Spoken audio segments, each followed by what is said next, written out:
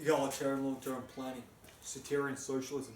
Egalitarian is the broadest range with an optimization of variables. It is market functionality, social beauty, and our culture. Its volume, distribution, refinement, infrastructure, financial market, economic benefit to the greatest extent possible, fiscal environment improvement, fiscal position improvement, social cost decrease, all the greatest extent possible, right back into volume. It mitigates wage, logistics, and volume costs, something particularly important for a handful of people at the arse end of the world, separated from one another by the tyranny of distance, with a high living standard, a marketplace that's not only grown accustomed to them having it, but ever more dependent since its transition to a dead-end consumption service sector economy, the extent to which it has. It's been successful enough for us to transition to the forefront of new tech and premium, two particular curves that themselves mitigate wage, logistics, and volume costs, resulting in Australia being extraordinarily dependent for our current living standard. It's allowed us to develop the highest minimum wage, highest median household income, the lowest taxation in the fully developed Western world, equal to or superior than purchasing power on consumer goods, and the unique, and I would suggest superior purchasing power of double brick homes and quarter-acre blocks in the most beautiful suburbs, with the capital gains mechanism attached, which allowed the average Australian homeowner, who is only marginally above the average Australian income earner, the ability to top up their income by 40% for simply paying off their mortgage over a 10-year period or more. As safe as Aussie bricks and mortar, an achievement of previous generations, became as prosperous as Australian bricks and mortar, and replaced a large swath of our economy in the process. You didn't have to buy in the right street, in the right suburb, in the right state at the right time. You just had to buy Aussie bricks and mortar and pay off the mortgage, allow for the premium outcomes of a dividend yielding share market as opposed to a yield commission. Get them in, fleece them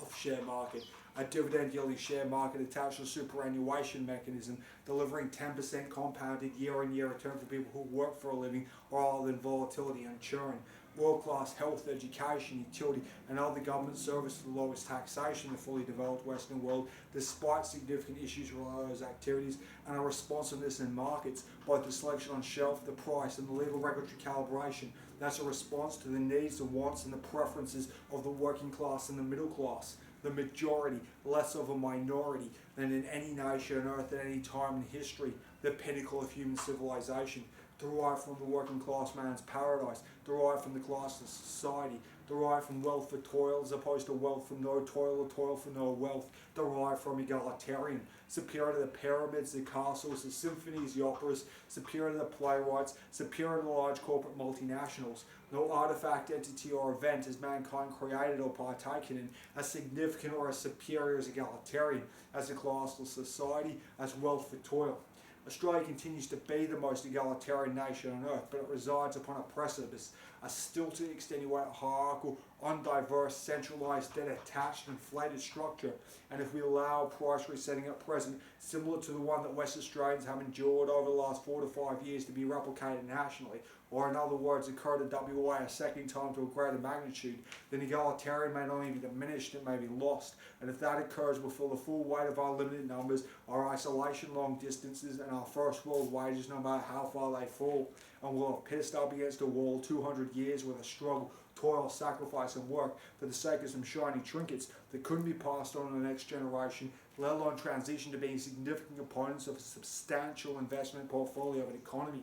My fully integrated contemporary policy framework can be implemented with no disadvantage, no backward step, as long as there's economic momentum and growth, something that's currently waning and facile, located on the east coast and central market segments and dependent on government spending. No disadvantage means you don't have to pick Peter's pocket to pay Paul, so to speak. That means it doesn't require a super profits mining tax, a super profits banking tax, or a rejigging of middle class welfare, no matter how socially just or economically intelligent, that leaves any individual worse off. And no backward step, which means no downgrading government service, utility, or infrastructure, creating the greatest benefit for all participants who work 38 hours a week or more, from an outer suburban apprentice or minimum wage earner, all the way through to a major investor in a defensive industry in the CBD in a 36-month period. For a fully integrated contemporary policy framework derived from egalitarian long-term planning, with the caveats of no disadvantage, no backward step, creating the greatest benefit for all participants who work 38 hours a week or more in a foreign jurisdiction, would require 10, 15, 20 years, making it politically difficult. In Australia, the bottom 38-hour week worker and the wealthiest citizen are 36 months apart. In foreign jurisdictions, they're decades apart.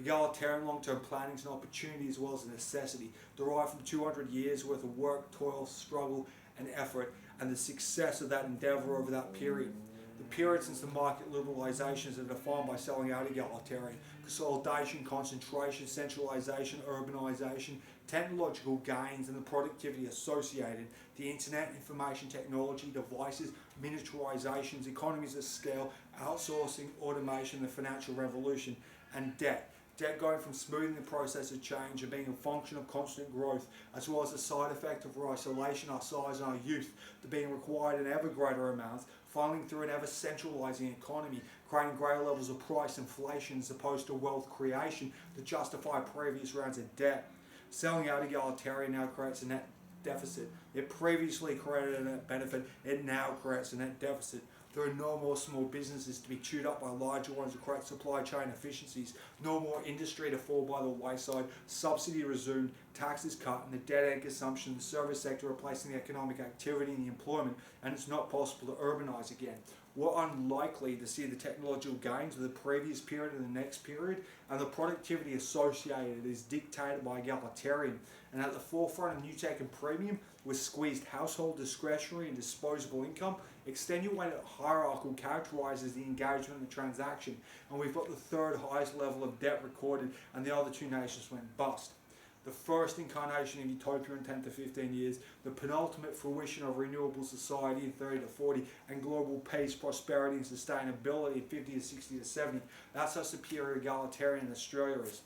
The Commodore, the Dinosaur, the Falcon, priced from 35 to 110, it competed from 25 to 200,000 across the broadest range of performance and function. Two-wheel drive, four-wheel drive, left-hand drive, right-hand drive, short-wheel base, medium-wheel base, long-wheel base, light off-road ute, work, trade, fleet, family, luxury, performance, light off-road, urban driving, country driving, track days, maintenance, service, repair, resale, warranty, lowest subsidy, lowest tariff barrier, highest wage, most competitive, smallest fragmented market on earth, a detuned sports car to an M5 beater, $1 of R&D going that much further, an economic function at a fraction of the price. If those outcomes can be replicated in health, education, utility, business-to-business hardware, plant and material, and other consumer good, then you can understand how the second world and the third world can start to look after their own needs, with flowing economic activity, the elimination of starvation, poverty and possibly conflict, resulting in global peace, prosperity and sustainability. An egalitarian product, not simply because it was beloved by an egalitarian population, but because it exuded the quantitative characteristics after being refined in egalitarian socioeconomic culture, with a strong competitive position at the forefront of new tech and premium with the V8 and the HSV, making into that many more consumer purchasing decision-making processes given an egalitarian engagement. And there are only three market segments it couldn't compete in: small car, ladder on chassis, heavy off-road. And with the unparalleled competitive advantage of egalitarian, the first incarnation of utopia in 10 to 15 years, the penultimate fruition of renewable society in 30 to 40, global peace, prosperity and sustainability in 50 to 60 to 70. Egalitarian culture and consumption, investment, political, legal, regulatory and business and corporate markets. Egalitarian cultural products and egalitarian goods and services, whether they be similar to the Commodore, the Dinosaur or the Falcon, the jack of all trades becoming superior to the master of any, a superior Swiss Army knife, the broadest range with an optimization of variables within one particular product or product range, or infinitesimal measurement, the right tool for the right job, a small business, a niche industry, a particular compartment within a broad industry or broad range of industries that are optimized. The right tool for the right job, the jack of all trades becoming superior to the master of any, the first incarnation of utopia in 10 to 15 years, the penultimate fruition of renewable society in 30 to 40, global peace, prosperity and sustainability in 50 to 60 to 70. Australia is at the last hurdle at transitioning egalitarian the Australian economy onto the world stage in a deregulated, free trade, globalised environment after it was built, after it was constructed, after it was created in an interventionist policy framework with centralised wage control, significant industry policy, protectionist barriers and a stringent immigration policy. If we fail to transition the egalitarian Australian economy onto the world stage in a deregulated, free trade, globalised environment, then no matter how little regulation remains, we will have failed and ideologically deregulated and consumed 200 years worth of struggle, toil, sacrifice and work in a 30-year period on shiny trinkets that couldn't be passed on to the next generation, let alone transition to being significant components of a substantial investment portfolio and economy. We have to ensure that, unlike the curious case of Benjamin Button, born old and ugly and small, as time went by grew younger, larger and more beautiful, that the moment after we're the most beautiful, the youngest, the largest, it's not as if we never existed. Highest minimum wage, highest median household income, lowest taxation, world-class health, education, utility and other government services, the lowest taxation, despite significant issues related to those activities. Participation in the banking financial revolution, automation and outsourcing that resulted in an increase in wage, an increase in living standard and a decrease in social cost. Whereas overseas those trends result in the destruction of family, community, location, classes, industries and individuals. In Australia, wages increased, living standard increased and social costs decreased. If we replace that youth, that beauty, that size simply with GDP points and population numbers, then it will be as if Australia never existed and will become what the Western world was prior to Australia's existence: extenuated, hierarchical, classed, pretentious, inefficient, unjust and fashionable, and that's an unacceptable outcome. An outcome we're on the precipice of having occur. A stilted, extenuated, hierarchical, undiverse, centralised, detached, inflated precipice. And if we allow a price resetting at present, similar to the one that West Australians have endured over the last 4 to 5 years, to be replicated nationally, or in other words, occur to WA a second time to a greater magnitude, then egalitarian may not only be diminished, it may be lost. And if that occurs, we'll feel the full weight of our limited numbers or isolation, long distances, and our first world wages, no matter how far they fall. And we'll have pissed up against a wall 200 years worth of struggle, toil, sacrifice and work in a 30-year period. We need to ensure my fully integrated contemporary policy framework is implemented.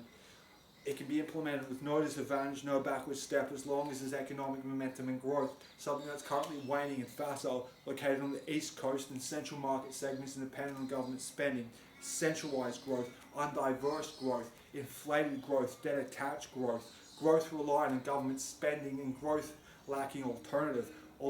that we require, growth that we require until that alternative exists, in order to ensure that any price resetting which occurs is a refinement of input costs and price signals, a benefit to the population, the nation and the next generation, as opposed to a cost being a decline to an inferior position where costs accumulate and opportunity continues to diminish. That's the significant substance on the precipice at present.